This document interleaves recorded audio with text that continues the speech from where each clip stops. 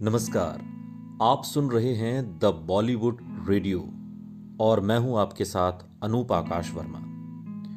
बहुत स्वागत है हमारी खास पेशकश जिसका नाम है किस्सा कोठे का। और आज किस्सा कोठे का की मेहमान हैं रसूलन बाई।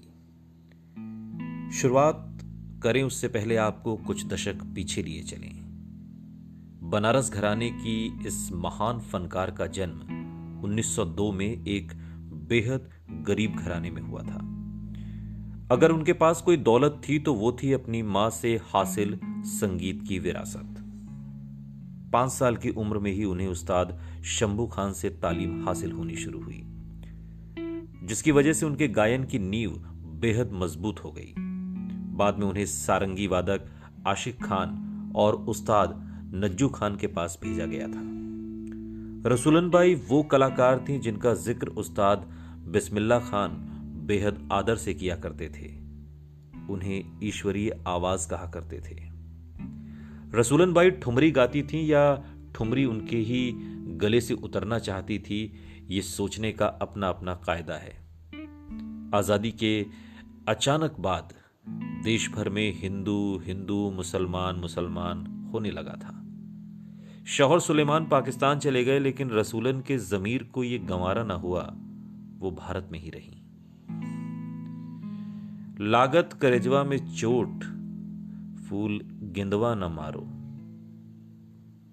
घायल हृदय का वास्ता देकर इजहारे मोहब्बत के नाजुक एहसास की उम्मीद जताने वाली इस ठुमरी का एक हर्फ कालांतर में बदल दिया गया। फूल गेंदवा न मारो, लागत जो बनवा में चोट। लफ्ज में यह बदलाव उन हालात पर सांकेतिक कटाक्ष है जिनके तहत रसूलन बाई को गुर्बत की जिंदगी गुजारनी पड़ी। आजादी के बाद बनारस में हिंदुओं का सांस्कृतिक बोध कुछ सबल हुआ था, मजबूत हुआ था। लोगों ने पहले तवाइफों के मोहल्ले से गुजरने से इनकार किया और जल्द ही तवाइफों के वहां रहने पर ऐतराज उठाना शुरू कर दिया। मुफलसी कुछ ऐसी तारी कि क्या कहें, तौबा तौबा।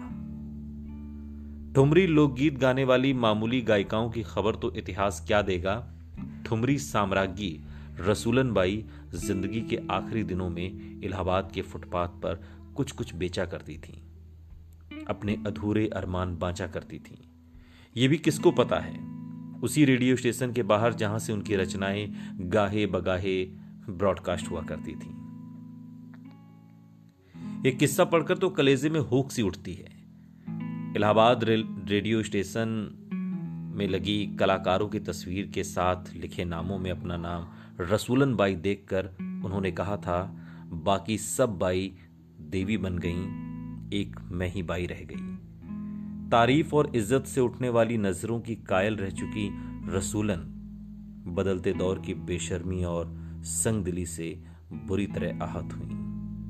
फूल की चोट से घायल होने वाले हृदय को पत्थर की चोट झेलनी है, ये न तो रसूलन ने सोचा होगा, न ही ठुमरी के कद्रदानों ने, मगर ऐसा हुआ।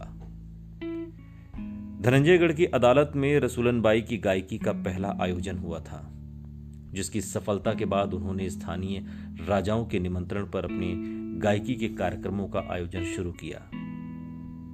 इस तरह वो अगले 5 दशक तक हिंदुस्तानी शास्त्रीय संगीत शैली, सधी और बनारसी घराने पर अपनी धाक जमाने वाली गायिका बन गई। साल 1948 में उन्होंने मुजरा करना बंद कर दिया और कोठे से बाहर चली गईं। इसके बाद उन्होंने स्थानीय बनारसी साड़ी व्यापारी के साथ शादी की और उसके बाद साहब तो पाकिस्तान चले गए, लेकिन वो यहीं रह गई थीं। 1957 में संगीत नाटक एकेडमी की ओर से उन्हें संगीत नाटक एकेडमी पुरस्कार से भी सम्मानित किया गया। बनारस में साल 1969 के सांप्रदायिक दंगों में रसूलन बाई का घर भी जला दिया गया। इसके बाद उन्होंने जिंदगी के आखिरी समय महमूरगंज बनारस के बगल में एक चाय की दुकान खोलकर बिताया। 15 दिसंबर 1974 को रसूलन बाई ने इस दुनिया को हमेशा हमेशा के लिए अलविदा कह दिया। उस दौर में नाच गाने से ताल्लुक़ रखने वाली औरत को इसी नाम से जाना जाता था, जिन्हें समाज गिरी हुई नज़रों से देखता था।